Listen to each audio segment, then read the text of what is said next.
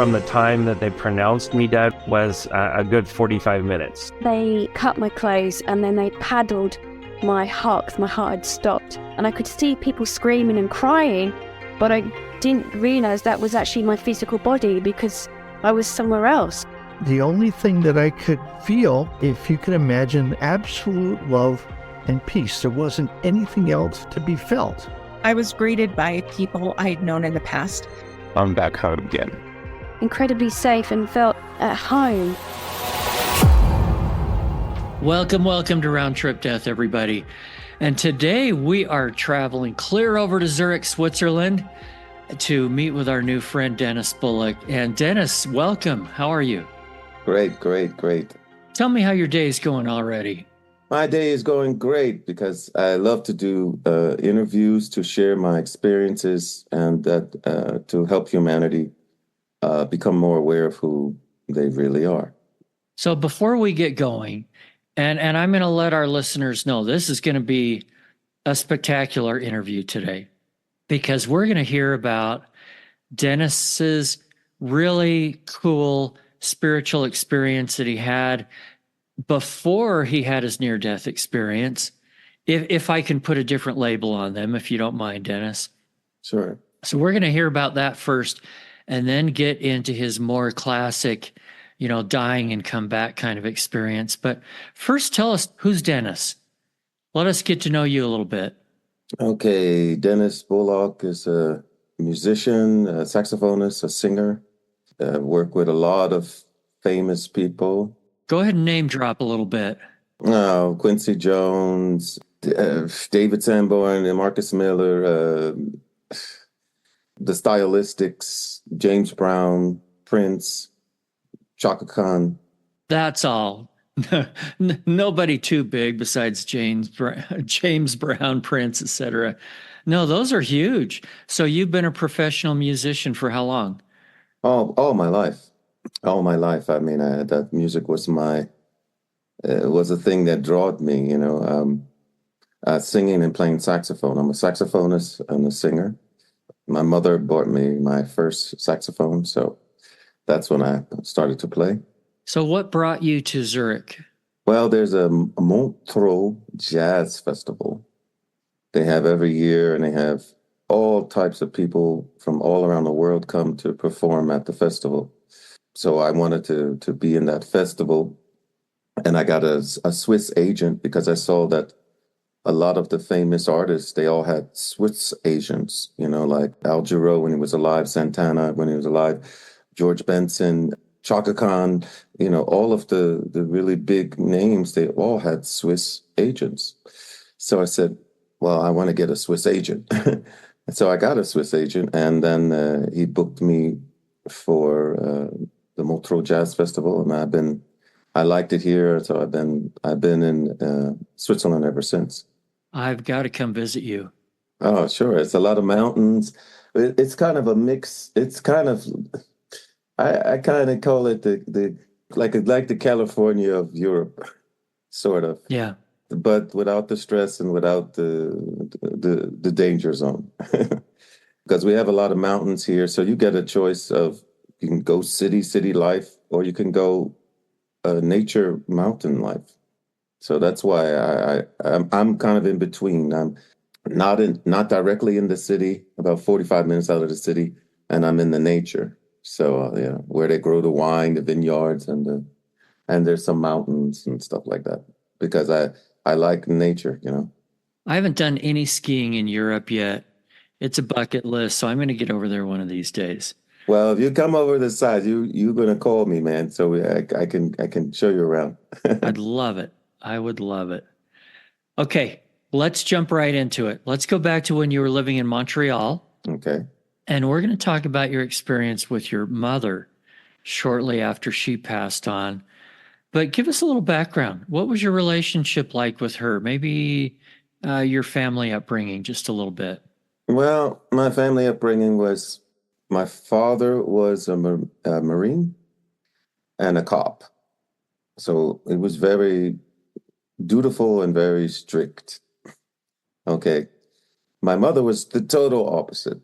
My mother was light, love, fun, joy. She's the kind of person that would, come show me in the morning, come look at the birds, look at the birds. They're so beautiful. Listen, listen. She was the joy of my life. My father was just more, he loved me, but it was more of a duty. What do you want for Christmas? Okay, here's your Christmas gift. What do you want for birthday? Okay, here. But that's it. He didn't, my father loved me in a dutiful way, where my mother really showed her emotions about everything. She was a very positive person. So she gave me the love that I needed. My father just more was like a discipline, duty, responsibility, because of his upbringing. He came from a military family. So that's basically it. Me and my mother were very, very close because she quit her job to marry my father. And back in those days, that was how it was. She saved her money for 3 years and bought me my first saxophone. And my mother and I was very, very close. She was the light and the joy in my life, for sure, without a doubt. Yeah, that was pretty much the relationship with my mom. So what happened to her? Well, she got sick. She got lung cancer, and then she died. And when she died, it was like somebody turned out the lights in my life, like the light switch, click. My world was crashing. After the first 2 weeks that she died, I started to drink every night. I would go to the bar, drink, I was living in Montreal, Canada, come home and sit on the side of come in my room, turn out the light and sit on the side of my bed and cry myself to sleep every night. And I did that for about a week and a half until this one night. This night, I was doing my usual routine, came in my room, turned out the light, sat on the side of my bed, and I went to go untie my sneakers. But when I went to go untie my sneakers, I noticed that there was light on the ground. And I said, that can't be. I know I turned out the light. That's impossible.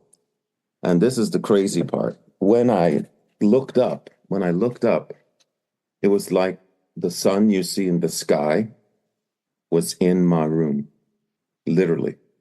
And I looked at this with my mouth open like that, and it was like a wave from the ocean covered me, but the water was love. It was like that. Love just washed over me. And if that wasn't enough, there was these two stars inside the sun, which was God, which I found out later. And they just floated out to me. And as they floated out to me, I noticed that the smaller star was my mother. And the first thing I said, Mom, because I knew, I felt it so deeply. I said, Mom, it's like that over there, because it was so much love that it was like I won the lottery for $1 billion. I'm in Hawaii and I'm sitting on the beach and everybody around me just loves me. It was like that. It was so much. And so she floated out to me and she started to talk to me, but the way she was talking to me, like I'm talking to you right now, but the conversation was kind of also being shot into my body, which means like I felt the conversation in my body as she was talking. I could feel it. Every word was in my body, and it was a kind of like a telepathy, even though I could hear her clear, like I'm talking to you, but it was just being shot into me, that whole conversation. Just a higher form of communication. Oh, much higher. Much higher. And did she look like her? Because you mentioned a star. Yes, she stayed. No, she stayed as like a light of star, a light, like a star. She stayed like that, but she was like a star was just talking to me. That's how she was doing it. She said, "I'm going to tell you the future in 1 week. That you going to know that this is not a dream. This is not fake. This is not an illusion." She said, "You're going to get a job next week." And she said, there's going to be a guy at this club, a bouncer. And she said, he's going to be a homosexual and he's going to be a psychopath. Now, she said, whatever you do, don't get into an argument with him. And then she started to talk about timelines. She said, there's 2 timelines that will happen if you get into an argument with him. The first timeline, he will kill you. The second timeline, you will kill him, but you go to jail for the rest of your life for murder. And she said, one of these 2 timelines are going to happen if you get into an argument with him. And I said, no, Mom, I listened to what you're going to say. I'm so happy to see you. Of course, I do exactly whatever you tell me. And she said, and there's another thing, your girlfriend, she has 3 kids that you don't know about. And she's going to try to have a 4th kid with you. So be careful about that. And then there was a pause in the conversation. And then I said, but Mom, who is this other light that's with you? Because this light was bigger than her. This light was like 7 feet, okay? 7 foot tall light. And when I asked her, who was this light spoke to me, said, I'm an escort. I escorted your mother to the earth. And I said, an escort? Oh, wow. Well, I said, I got some questions. And as I said, I have God in my room. My room is like Star Wars right now. It's all lit up. So I said, I got some questions. I want to know who's going to be my wife? How many kids I'm going to have? Why am I here?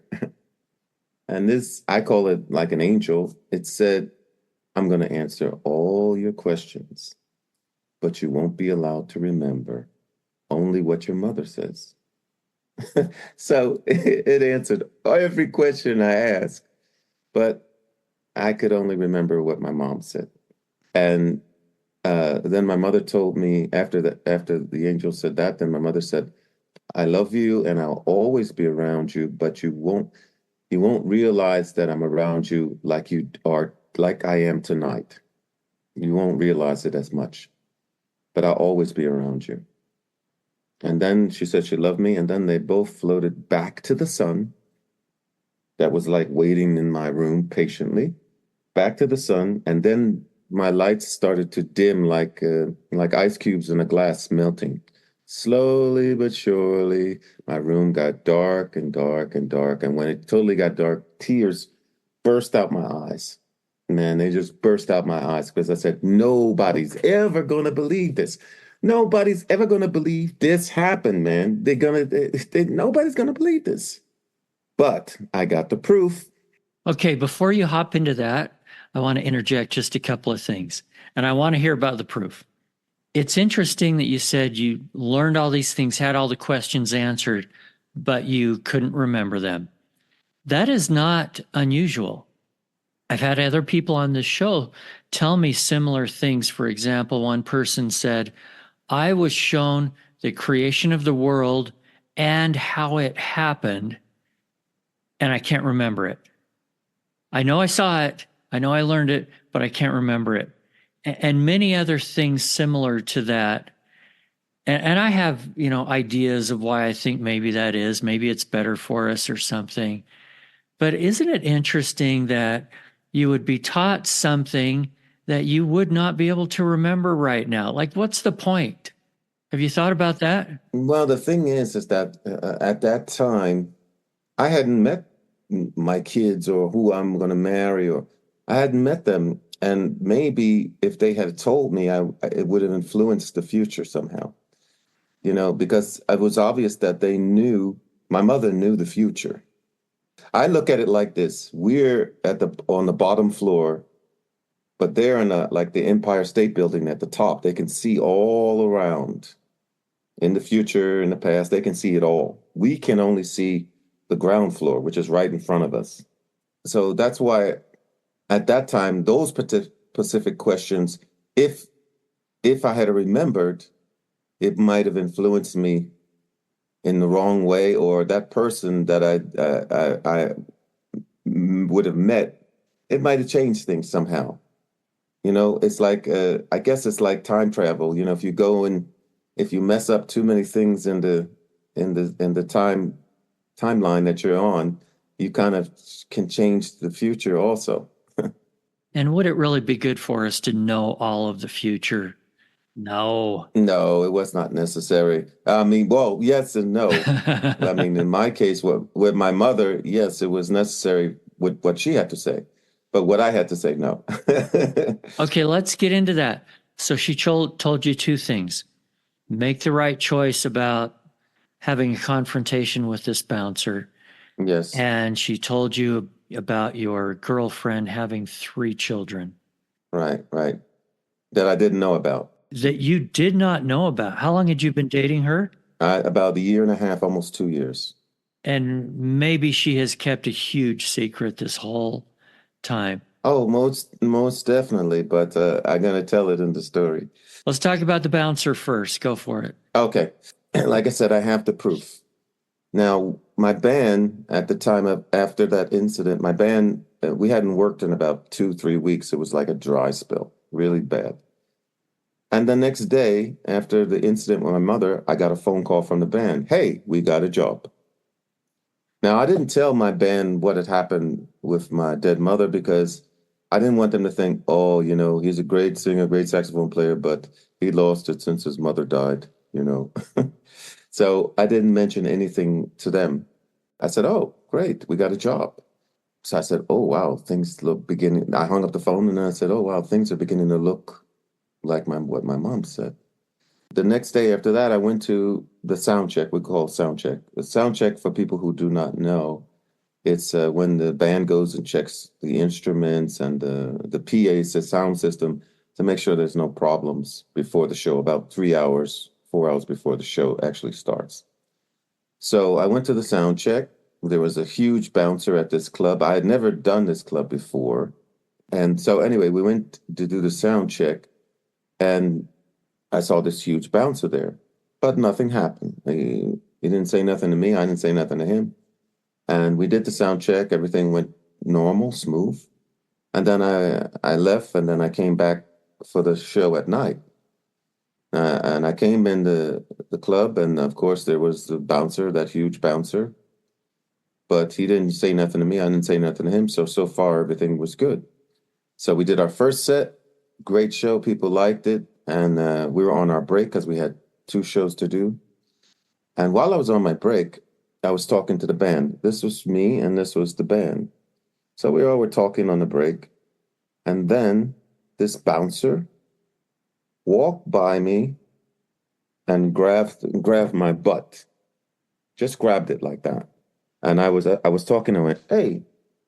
And then he walked away and went in the corner. And I said to the guys, hey guys, did you see that guy that just walked? He just grabbed my butt, man. I got to tell this guy something. And they said no, they didn't see it. They just saw him pass because I was in front. So they only saw him pass. They couldn't see the grab because I was standing between me and the guy. So I went over to this guy and I was really angry.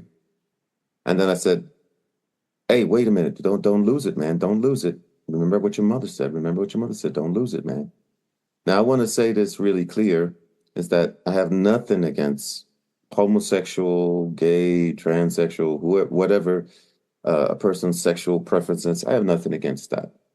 But if you know that I'm not a homosexual and you still come after me, of course, I'm going to try to defend my manhood. That's just how I am.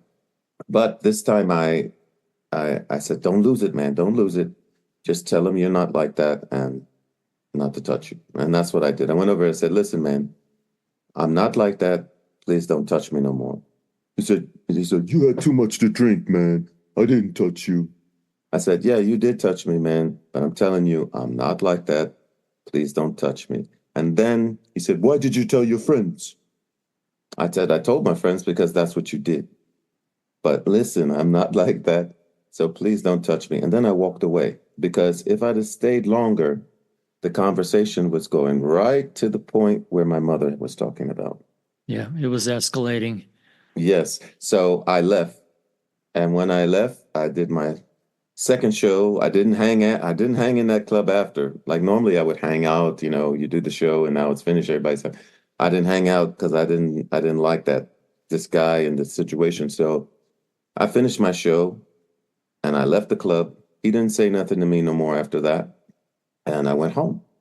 Next day, I get a phone call from the band because they stayed. I didn't stay. And they said, hey, man, did you hear what happened? I said, no, what happened?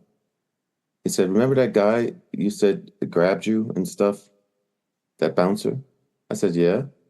He said he got into an argument with the club owner and crushed both of his rib cages. And now he's in jail for manslaughter. And he's in jail to this day. Okay. And the other thing I want to say, this guy was huge. I mean, I don't know if you ever saw the Hulk, the green guy. Yeah, Al Ferrigno. Yes, he was in that category. Wow. Huge, huge. He said that to me, and I said, "Oh, wow, man, that's messed up, man." Because that club owner, when I went to that club, I noticed that I knew that club owner. I knew him from another club, and he was a good friend. And he was cool people, man. And now he didn't deserve that to die. So I hung up the phone. I still didn't say nothing to the band about what I knew. I hung up the phone and I said, "Oh my God, everything my mother said is coming true. Everything, everything." And I said, "Well, if that's true, my girlfriend." I said, "Oh no, it can't be. I knew her for almost 2 years now. Can't be. She has 3 kids. No way. I got to call her." So I called her right away. I said, and the phone rang. She said, "Hello." I said, hey, it's me. How you doing?" And I said, "Tell me something. Just tell me the truth. Do you have 3 kids?" And then the phone went silent. And then after a little bit of silence, she said, "Who told you?" And I said, "No way, no way, no way, no way." I said, "I got to ask you again. Maybe you didn't understand." I said, "Do you have 3 kids?" And she said, "Yes, I do. But who told you?" She wanted to know because she was angry. And I said, "Well, I'm going to tell you who told me. My dead mother told me." And I said, "Me and you are finished." I said, "If you're going to deny your kids, I don't know what else you could be hiding." I said, "I could accept you with your kids if you had been truthful about it. But you denied it for almost 2 years." I said, "We're finished." And then I hung up the phone. And that was it. And then I knew everything my mother said was true. And at the end of that point, I said, well, I'm going to try to go back to normal life because I still felt that nobody is going to believe that story. Sure. Nobody's going to understand or even believe that story. I said, let's try to go back to normal life. Okay. Now I'm getting ready to start the situation leading to the NDE.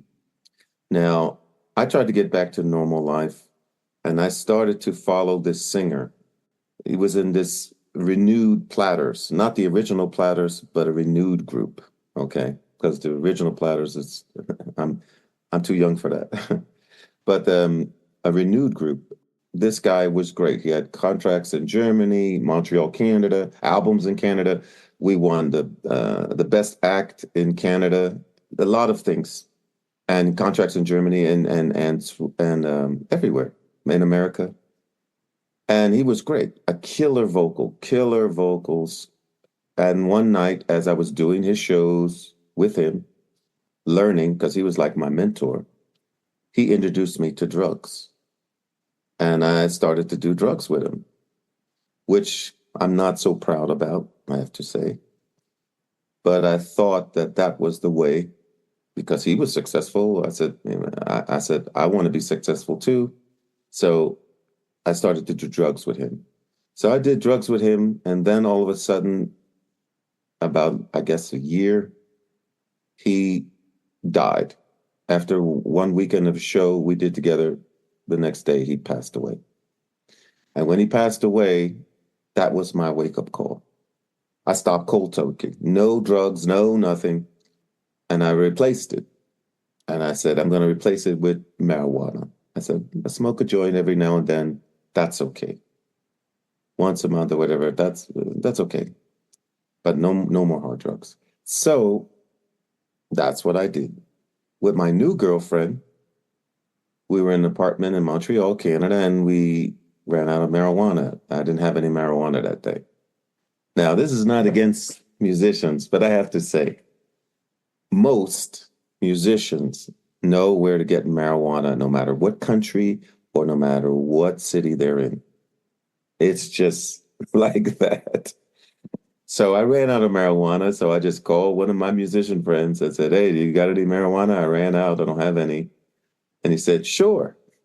I'm gonna bake it in a cake and I'll bring it over to you." I said, "Great. I never had it in a cake before." So he baked it in a cake. Now I found out later that he put tons and tons and tons of marijuana in that cake. A lot, a super lot. And this is street marijuana. This is not that, like they have it now. It's all processed, Yeah, regulated, chemical free and all that. measured, all that kind of stuff. But when you say a lot, compare it to like one joint. Was it like 10? The amount of 10? Was it? Now I would say more like the amount of 30 or 40. Okay. Or maybe more. Maybe more. Yeah. Yeah, maybe more. He was being very generous. Well, the thing was, I guess because he thought it was like an honor, hey, the super cool musician, man, I'm gonna make sure he can take, a little piece of this cake and he's gonna get blasted. So he poured the whole kitchen sink into, a bag full. So you're talking about maybe 40, 50 joints or more. Okay. In that one chocolate cake. Okay. Yeah. Now, okay, he brought the cake over to my apartment, left it with me and my girlfriend, and he left. I never took marijuana in food or in the cake. I always smoked it. So I cut a small piece for her and I cut a small piece for me because my friend didn't tell me how much marijuana he put in it. So I didn't know at all. I took a small piece for me, small piece for her. We both ate it. And I said, 10 minutes went by. And I said, "Do you feel anything?" She said, "No." I said, "I don't feel anything either." I said, "Maybe we got to eat more." Now, hang on. Did you not feel it because the effects are a lot slower when you eat it versus smoking it? What I get is that, yes, the effects are a lot slower when you eat it than smoking it, but it's more potent when you eat it than smoking it because it's going directly into your bloodstream. Whether smoking it, you kind of regulating it.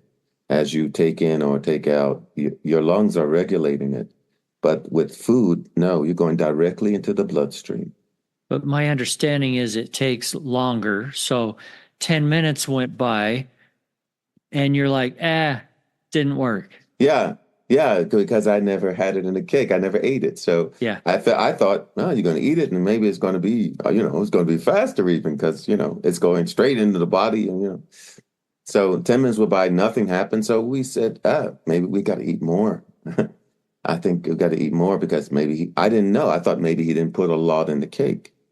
So I cut half of the cake and I gave her half, the other half, and I took the other half. Okay. Now we ate that cake. Another 10 minutes went by, still nothing. Wait, you ate the whole cake? Not me. Me and my girlfriend ate the whole cake. Yeah, but you each ate half a cake. Yes. I'm sorry, this isn't funny, but it's kind of funny. Yeah, because we wanted to get high. We really wanted to get high. Another 10 minutes went by, nothing happened. And then I said, must be a bad batch. I said, we ate the whole cake, isn't it?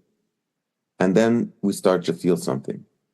Now, when we started to feel something, it felt like we were beginning to get high, but then it started to cut off our bodily functions. For example, I was talking with her, then I would forget to breathe.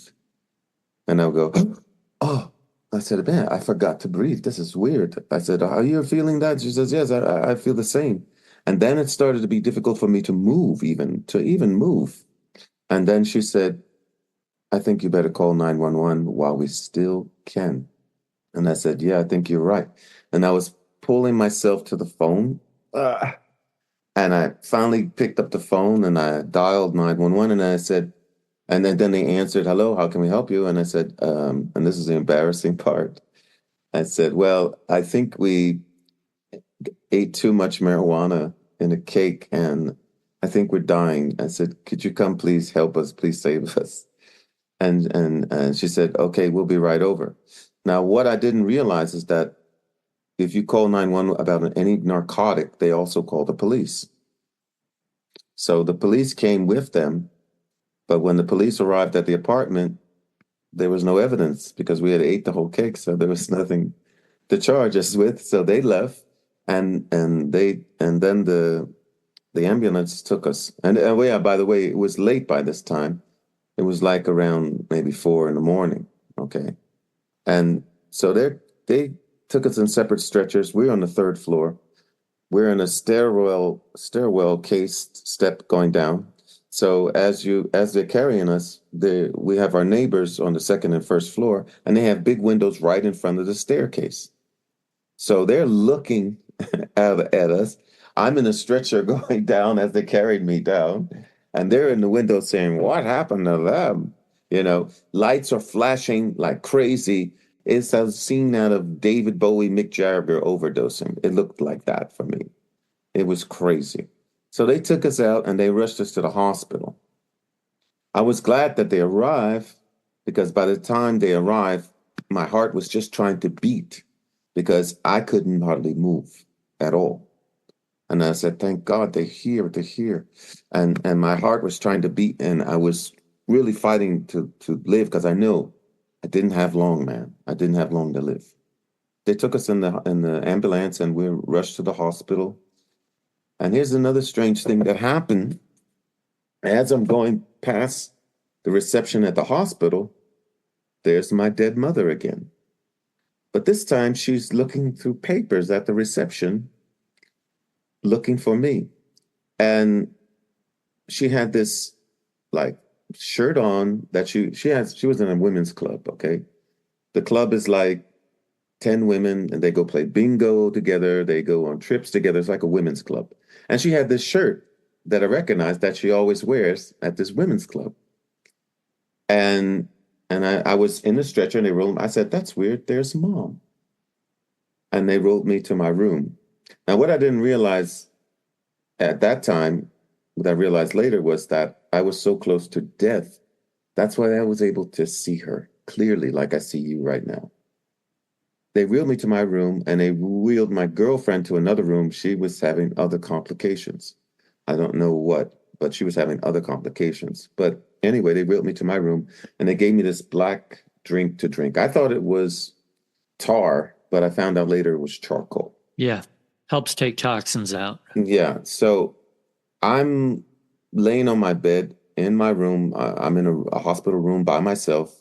I'm laying on my bed. They leave my room and they're going to my girlfriend's room to work on her because I don't know if they had to pump her heart again or something was terribly wrong. I'm in the hospital room thinking, wow, okay, I think I'm going to live, man. I'm going to live. So I drink this drink, tastes horrible. But I drink it down and I relax and sit laying on my bed. And all of a sudden, as I'm relaxing, I start to hear my heart. My heart starts to beat in my ear. And it starts to beat boom, boom, boom, boom, boom, boom, boom. And when it went like that, the last beat, I jumped out of my chair. I jumped out of my bed. It's like I jumped out of my chair. I just jumped out of my body. And when I jumped out of my body, I said, I'm out. And it was so easy. I could see my body in the hospital bed. I was standing next to my body. And I was looking at my hand, just like I'm showing you now. It's funny, it just disappeared a little bit. I was looking at my hand. It had like I don't know how to explain it, like this. I don't know if you used to watch TV and they used to have the emergency broadcasting system come on. Sure. Late at night. And there would be the static on the TV, shh, right? And in this static, if you look hard enough, there was like colors. If you really look at the static, it wasn't just gray. My hand was like that, kind of like a gray with a light blue tint around it, all around my hand. I was just looking at it like that. And then I heard a drop of water. It was a sink in my hospital room, and it was just a drop of water just going boop, boop. And for some odd reason, to a soul, a drop of water was amazing. I said, when I heard the drop of water, I said, a drop of water. Wow.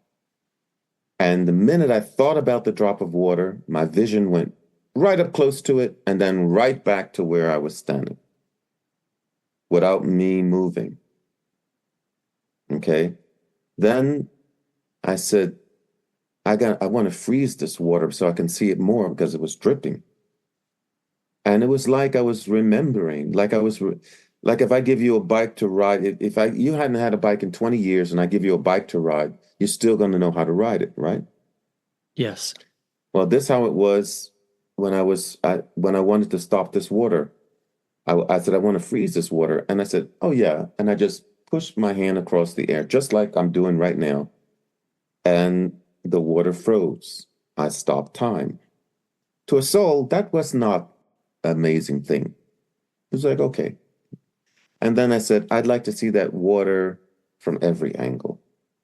And then I opened my hand like this. And when I opened my hand, 5 of me appeared at the sink. 1 on the right, 1 on the left, 1 under the sink, looking at the water up, 1 standing, watching those 3, another one, and then me watching all of them. And then when I would close my hand, they all sucked back to me. And I said, wow, that's cool. And I opened my hand again. They all went back. And I kept doing that. So you're having fun with this whole thing. I like it. Yes, yes, yes. And then I said, what if I add a little shake? And then I opened my hand and I did a little shake like that. And they all appeared with a little shake. And I burst out laughing. And my laugh sounded on the other side like you're laughing in the Grand Canyon. Ha, ha, ha, ha, ha. And after the laugh, I felt somebody was watching me. Then I heard a voice. And the voice was like how a parent would tell a child at a playground, don't run around a corner too fast, you might fall. Well, this voice said to me in a loving, gentle way, it said, if you don't go back now, you may have to stay. And I said to the voice, oh, yeah, that's right. My heart can't say stop that long. And I never questioned who the voice was because I felt it was God talking to me. Oh, yeah, there's another thing. While I was out of my body, the best way to describe this was like, if you have Alka-Seltzer and you put an Alka-Seltzer in water, it dissolves, right? Sure. While I was out of my body, information was doing the opposite, expanding. More and more and more and more and more information, more and more information. As long as I was out, more and more and more information. It was like I was getting all this information like a sponge, okay, about things that I was the opposite of what I believed. Okay, a lot of things. Anyway, I'll tell you about that more, but that was happening all the time that I was out of my body. Then I pointed myself, after the voice told me if I don't go back now, I might have to stay. That was a choice. It was not a command. It was not an order. It was just a choice. And I chose to go back because I said, I don't want to die right now. I don't want to stay right now. I have things I wanted to do in life. I pointed myself at the body. And here's another thing. I looked at the body, but I never wanted to look at the face because I was afraid that my face was going to have some look of death or something on it.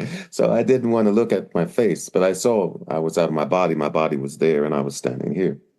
I pointed myself at my body and I told my soul, okay, now we go into the body. And I jumped into the body and my heart did a double beat like that and it started to beat again.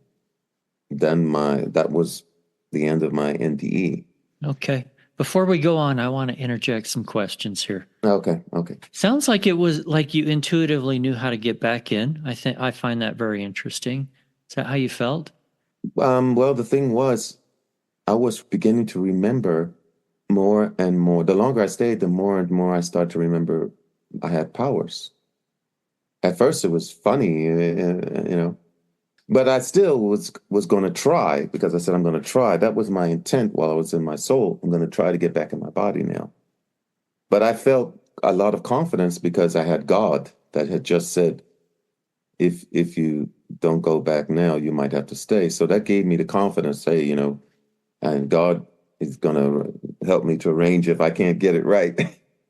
God's going to help me to get back in because God is watching. God is watching me now. That's what I felt. Before I didn't feel like anybody was watching me. But then after I left, I felt then God was watching me. Oh, that's cool. Yeah. You mentioned that you felt this expansion of information. Yes. Can you tell us any of the things? Do you remember any of that information? Well, this is the good thing. This time I was able to remember everything. Give us a couple of things you remember. And these are things that were opposite of what I believed. Okay. For example, on the other side, there's no right or wrong, only perception. God never judges you. Angels never judge you. Guides never judge you. There's no judgment on the other side. There's no judgment in unconditional love. There is no judgment. I got why do people experience hell even? I got that. Because while you're on this plane, oh yeah, I have to tell you that part first. First, we are part of God, who we are. We are part of God and we are gods with a big G. Okay? Part of God, but we also are gods. The other thing is why people experience hell when they die is because when you're a god, whatever you fear, you can create. Okay? You're creating on the other side, even now what you're fear, if you have any fears here, you're creating things on the other side. Now, what happens is when the people die because they're so afraid and they're so powerful gods, because whatever they believe, so be it, because they are a god. Don't forget. So they will experience hell. And what is hell? Hell's what they created, not God. Because if God was to create hell, guess what? Nobody would get up. And the second thing is hundreds of people are dying and going to hell and getting out. Okay. And two things either happen with that. Either they realize, hey, it's me that's creating this place. This is me. It's not real. And they leave. Or they say, oh, God, please help me. And then God comes and says, okay, I'm going to help you get out of your own creation. And he takes you out. And that's it. And they think, oh, God gave me a second chance. No, you created that because God is only love. That's it. I also there's also the same thing is about heaven. People experience heaven. They believe it's heaven. They believe heaven exists. So they go to this heavenly realm and hardly nobody's there. Maybe Mary, maybe Jesus is there. And and they realize, hey, wait, there's nobody here. There's nothing happening here. Yeah, because you created that. Because on the other side, basically everything is heaven because it's all from God. Everything is everything. There's not a designated place. Okay. Now, there's different dimensions. Yes. There's many realms. Yes. But there's not a designated place to say, this is heaven and now you made it. No. Or you're in hell and that's over here on the left side. Yeah, exactly. Yeah, that makes a ton of sense. So that's the other thing. Yeah, because in a Christian religion, you're never supposed to get out of hell. I'm talking about never. Okay. So why are hundreds and hundreds are getting out? We create that. So the other thing is why we came here. We came here to experience what we are not. Okay. We came here to basically experience. It is not a school like everybody trying to say, a lot of spiritual teachers, my soul needs to grow. Now, your soul is perfect on the other side. But think of it like this. On the other side, you have all this knowledge. It's like you read the book on how to drive a car, but you never driven the car. And you come in this 3D density to actually experience how to drive the car. Because on the other side, it's too high density. Okay. So you come here to experience how to drive the car. And that's the whole thing. We come here to experience. Now, in that experience, do you get something out of it, or you get something? Yeah, probably, sure. You have something extra is added to your soul, but it's not making your soul better than another soul, or it's not because my soul needs it, and otherwise I don't grow. No. Having this experience is an experience that you have, and other souls can access it once you on the other side, but it's quite not the same as experiencing it. Because when you experience it on the other side, you cannot change it. Let's say you're a spirit on the other side and you want to see how it was like to be Elvis. So you go to the Akashic records and you go to his life and you go and trade energies, and you actually will feel how it feels to be Elvis, but you cannot change anything that Elvis did already. You see? So you can't change that life. You're like a robot in that life to feel how he does it.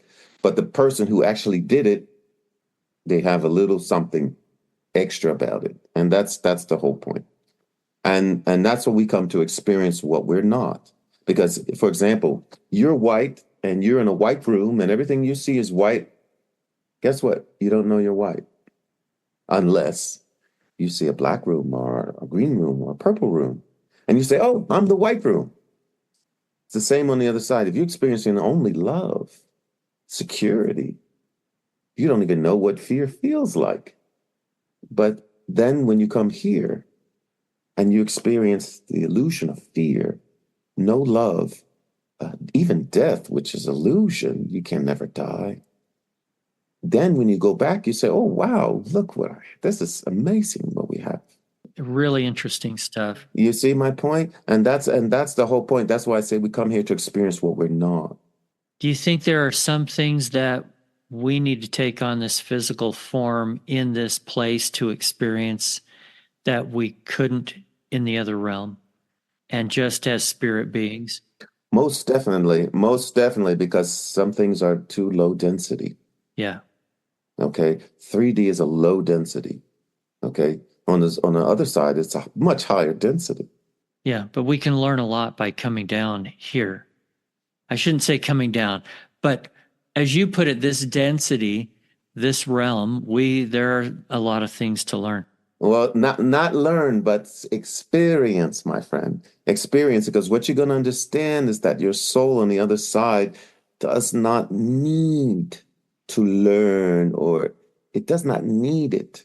It's just an experience. And that's what people got to get, because that's the human way of thinking. Oh, I have to go to school. I have to learn. There's something. It's not, it's just an experience. Because when you go back, it's not that, oh, I really needed to know how it felt to be lot and have no love. I really needed to know. Not really. But through the experience, we gain something. Oh, you do gain something from the experience, but it's not, how can I say? It's not your soul is better or more wiser. It's just something added. Because the thing is, like I said, if I want to experience, like I said, Evel Knievel, who jumping motorcycles, I want to experience how it felt to be in the air on a motorcycle. I could go into Akashic records and experience it. But I couldn't experience it. I only could experience it from his eyes, from his viewpoint, from his feelings or emotions. But you're still different after you had that experience. Something changed within you because you experienced it. You mean my near-death experience? No, if you went back and experienced Elvis's life, to use your example, or Evel Knievel. Yeah, you'll have an extra experience under your belt, but it's not going to make you more worthy or more powerful than another soul. No, not in comparison, but we've done it for a reason. Yeah, we've done it to experience. We got something from it, or what was the point? Well, what we got is the experience. Yeah.